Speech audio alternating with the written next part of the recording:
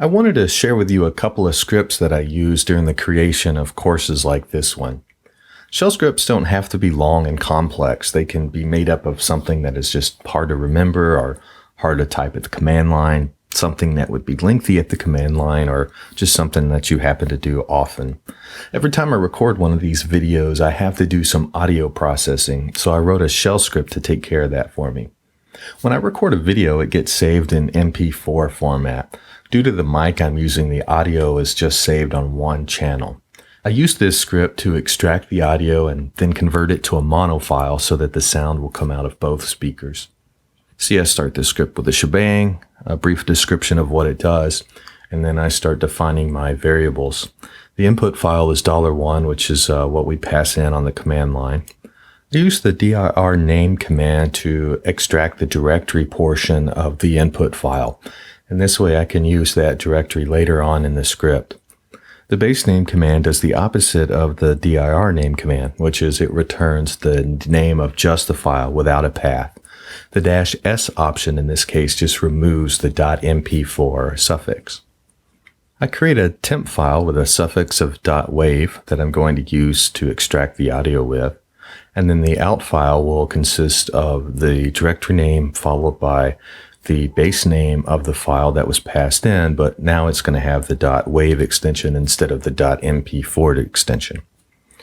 So the ab-convert command just extracts the audio from the input file and saves it as a WAV file. Next, the sox command will take the audio from channel 1 and then save it to a mono file so that the audio comes out both speakers. Next, I display the name of the file to the screen so I can easily copy and paste it if I want to. And finally, I clean up my temp file by removing it. This next script takes my slides that are in PDF format and creates a series of PNG files that I can use with my video editing software. Again, the first line is a shebang, and then a description of what the program does and even how to use it. And the first thing we do is pass in a PDF file, and we assign that to the PDF variable. Next, I create a slides variable, and I replace the .pdf with -slides.png in the file name.